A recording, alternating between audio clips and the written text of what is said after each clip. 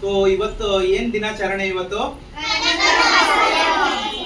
ಕನಕದಾಸರ ಜಯಂತಿ. ಕನಕ ಅಂದ್ರೆ ಏನು?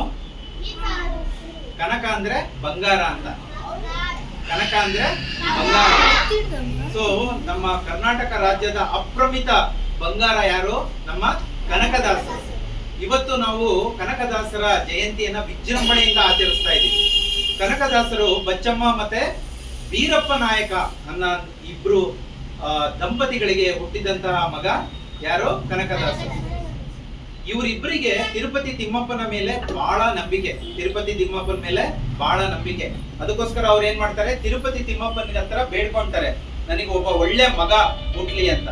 ಸೊ ಅದಕ್ಕೆ ತಿರುಪತಿ ತಿಮ್ಮಪ್ಪನ ಒಂದು ಆಶೀರ್ವಾದದಲ್ಲಿ ಏನಾಗುತ್ತೆ? ಬಿಚ್ಚಮ್ಮ ಮತ್ತು ಬಚ್ಚಮ್ಮ ಮತ್ತು ವೀರಪ್ಪ ನಾಯಕರಿಗೆ ಒಬ್ಬ ಮಗ ಹುಟ್ಟುತ್ತಾನೆ. ಅವರಿಗೆ ಏನಂತ ಮೊದಲನೇ ಹೆಸರಿಡ್ತಾರೆ? ತಿಮ್ಮಪ್ಪ ನಾಯಕ ಅಂತ ಹೆಸರಿಡ್ತಾರೆ. ಏನಂತ ಹೆಸರಿಡ್ತಾರೆ? ಕನಕದಾಸರು ಕುರುಬ ಸಮಾಜದಲ್ಲಿ, ನಾಯಕ ಸಮಾಜದಲ್ಲಿ ಹುಟ್ಟಿರೋದ್ರಿಂದ ಸೊ ಅವ್ರಿಗೆ ತಿಮ್ಮಪ್ಪ ನಾಯಕ ಅಂತ ಹೆಸರಿಡ್ತಾರೆ. ಸೊ ತಿಮ್ಮಪ್ಪ ನಾಯಕ ಅವರು ಚಿಕ್ಕಂದಿನಿಂದನೂ ಶ್ರೀನಿವಾಸರಾಯರ ಹತ್ರ ಹೋಗ್ಬಿಟ್ಟು ವೇದ ಪಾರಂಗತಗಳನ್ನೆಲ್ಲ ಕಲ್ತ್ಕೊಂಡ್ಬಿಟ್ಟು ತತ್ವಜ್ಞಾನಗಳು, ಮಧ್ವ ತತ್ವಜ್ಞಾನಗಳನ್ನ ಕಲ್ತ್ಕೊಂತಾರೆ. ಆ ತತ್ವಜ್ಞಾನಗಳನ್ನ ಕಲ್ತ್ಕೊಂಡಾದ್ಮೇಲೆ ಅವರು ಒಬ್ಬ ಸೇನಾಧಿಪತಿ ಆಗ್ತಾರೆ. ಸೊ ಏನಾಗ್ತಾರೆ? ಸೇನಾಧಿಪತಿ. ಸೇನೆಯ ಅಧಿಪತಿ. ಸೇನೆಯ ಅಧಿಪತಿ ಅಂದ್ರೆ ಏನು? ಸೈನಿಕರ ಮುಖಂಡ. ಏನು? ಸೈನಿಕರ ಮುಖಂಡ. ಸೊ ಇವರು ವಿಜಯನಗರದ ಸಾಮ್ರಾಜ್ಯದಲ್ಲಿ ಇವರು ಒಬ್ಬ ಸೇನಾಧಿಪತಿ ಆಗ್ತಾರೆ. ಇವರು ಎಲ್ಲಿ ಹುಟ್ಟಿದ್ದಾರೆ? ತಿಮ್ಮಪ್ಪ ನಾಯಕರು ಎಲ್ಲಿ ಹುಟ್ಟುತ್ತಾರೆ? ಹಾವೇರಿ ಜಿಲ್ಲೆಯ ಶಿಗ್ಗಾಂವ್ ತಾಲೂಕಿನ ಬಾಡ ಎಂಬ ಒಂದು ಊರಿನಲ್ಲಿ ಇವರು ಹುಟ್ಟುತ್ತಾರೆ. ಸೊ ಇವರು ಜನನ ಎಷ್ಟು? 1508ರಲ್ಲಿ ಇವರ ಜನನ ಆಗುತ್ತೆ. ಸೊ 1488ರಿಂದ 1578 ಅವರ ಕಾಲಾವಧಿ. ಸೊ ಇವರು ಏನ್ ಮಾಡ್ತಾರೆ ಅಂತ ಹೇಳಿದ್ರೆ, ಸೊ ವಿಜಯನಗರದ ಸಾಮಂತ ರಾಜರಿಗೆಲ್ಲ ಇವರು ಸಹಾಯ ಹಸ್ತವಾಗಿ ಯುದ್ಧವನ್ನ ಮಾಡ್ತಾ ಇರ್ತಾರೆ. ಒಂದು ಯುದ್ಧದಲ್ಲಿ ಏನಾಗುತ್ತಾರೆ? ಇವರು ಸೋತೋಗ್ಬಿಡ್ತಾರೆ. ಸೋತೋದಾಗ ಏನಾಗ್ಬಿಡುತ್ತೆ? ಅವರಿಗೆ ಜೀವನದಲ್ಲಿ ಜಿಗುಪ್ಸೆ ಬಂದ್ಬಿಡುತ್ತೆ. ಸೊ ಜೀವನದಲ್ಲಿ ಜಿಗುಪ್ಸೆ ಬಂದು ವೈರಾಗ್ಯವನ್ನ ತಾಳ್ಬಿಟ್ಟು ಅವ್ರು ಏನ್ ಮಾಡ್ತಾರೆ? ದೇವರಿಗೆ ಪ್ರಾರ್ಥನೆ ಮಾಡೋದಕ್ಕೆ ಪ್ರಾರಂಭಿಸ್ತಾರೆ. ಸೊ ಅವ್ರು ಯಾವ ದೇವ್ರನ್ನ ಪ್ರಾರಂಭಿಸ್ತಾರೆ ಪೂಜೆ ಮಾಡೋದಕ್ಕೆ? ಶ್ರೀಕೃಷ್ಣನ. ಯಾರನ್ನ? ಶ್ರೀಕೃಷ್ಣನ. ಸೊ ಕಾಗಿನೆಲೆ ಶ್ರೀಕೃಷ್ಣನ ಬಗ್ಗೆ ಅವರು ಶ್ರೀಕೃಷ್ಣನ ಬಗ್ಗೆ ಪ್ರಾರ್ಥನೆ ಮಾಡ್ತಾರೆ. ಶ್ರೀಕೃಷ್ಣನ ಬಗ್ಗೆ ಪ್ರಾರ್ಥನೆ ಮಾಡ್ತಾ ಅವ್ರು ಏನ್ ಮಾಡ್ತಾರೆ? ಶ್ರೀ ವ್ಯಾಸರ ಹತ್ರ ಹೋಗ್ತಾರೆ. ಯಾರ ಹತ್ರ ಹೋಗ್ತಾರೆ? ಶ್ರೀ ವೇದವ್ಯಾಸರ ಹತ್ರ ಹೋಗ್ಬಿಟ್ಟು ಅವರು ತಮ್ಮ ವಿದ್ಯಾ ಪಾರಂಗತೆಯನ್ನ ಕಲ್ತ್ಕೊಂತಾರೆ. ವಿದ್ಯಾ ಪಾರಂಗತೆಯನ್ನ ಕಲ್ತ್ಕೊಂಡಾದ್ಮೇಲೆ ಏನಾಗ್ತಾರೆ? ಅವರು ಉಡುಪಿಗೆ ಹೋಗ್ತಾರೆ. ಎಲ್ಲಿಗೆ ಹೋಗ್ತಾರೆ? ಉಡುಪಿಗೆ ಹೋದಾಗ ಏನಾಗುತ್ತೆ? ಉಡುಪಿಯಲ್ಲಿ ಹೋದಾಗ ಕೃಷ್ಣನ ದರ್ಶನ ಮಾಡೋದಕ್ಕೆ ಜನಗಳು ಬಿಡೋದಿಲ್ಲ.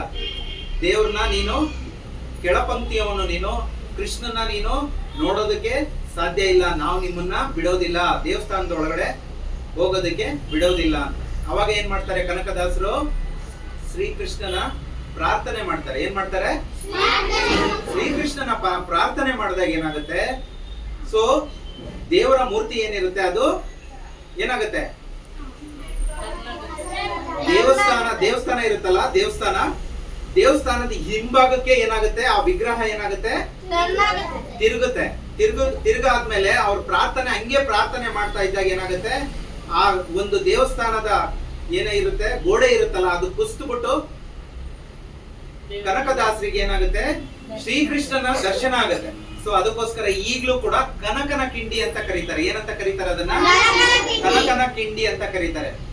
ಕನಕದಾಸರು ನಮ್ಮ ಕನ್ನಡದಕ್ಕೋಸ್ಕರ ಎಷ್ಟು ಒಳ್ಳೆಯ ಗೀತೆಗಳ ರಚನೆಗಳನ್ನ ಮಾಡಿದ್ದಾರೆ ಅಂತ ಒಬ್ಬ ಮಹಾನ್ ವ್ಯಕ್ತಿಯ ಒಂದು ಜನನೋತ್ಸವ ಮಾಡ್ತಾ ಇರೋದು ನಮ್ಮೆಲ್ಲರ ಪುಣ್ಯ. ಸೊ ಅದಕ್ಕೋಸ್ಕರ ನಾವೆಲ್ಲರೂ ಜೋರಾಗಿ ಕನಕದಾಸರಿಗೆ ಜೈ, ಕನಕದಾಸರಿಗೆ, ಕನಕದಾಸರಿಗೆ, ಕನಕದಾಸರಿಗೆ ಎಲ್ಲರೂ ಜೋರಾಗಿ ಚಪ್ಪಾಳೆ ತಟ್ಟಬೇಕು. ಎಲ್ಲರೂ ಎತ್ತಿಕೊಂಡ್ಬಿಟ್ಟು ಕನಕದಾಸರಿಗೆ ಕೈ ಮುಗಿಬೇಕು, ನಮನ ಸಲ್ಲಿಸಬೇಕು. ಯಾಕೆ? ಭಕ್ತಿಯಿಂದ ಮಾಡ್ಬೇಕು. ಎಲ್ಲರೂ ಭಕ್ತಿಯಿಂದ ಎಲ್ಲ ಕೈ ಮುಗಿಬೇಕು. ಎಲ್ಲರೂ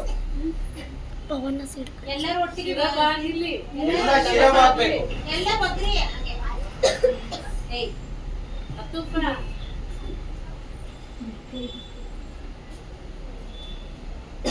ಅವರಲ್ಲಿ ಎಷ್ಟು ಭಕ್ತಿ ಇತ್ತು ಅಂದ್ರೆ ದೇವರ ಅದನ್ನ ಕೇಳಿಸ್ಕೊಂಡು ಗೋಡೆನ ಒಡೆದು ಹೊರಗಡೆ ಕಾಣಿಸೋದು.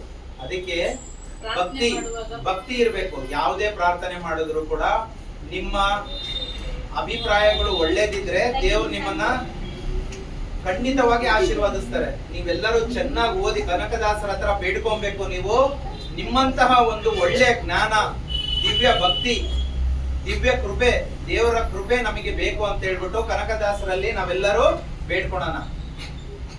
ಕನಕದಾಸರಿಗೆ ಕನಕದಾಸರಿಗೆ ಸ್ತೋತ್ರ. ಕನಕದಾಸರಿಗೆ ಸ್ತೋತ್ರ. ಕನಕದಾಸರಿಗೆ ಸ್ತೋತ್ರ. ಕನಕದಾಸರಿಗೆ ಸ್ತೋತ್ರ. ಎಲ್ಲರೂ ಜೋರ ಚಪ್ಪಾಳೆ ತಟ್ಟಿ.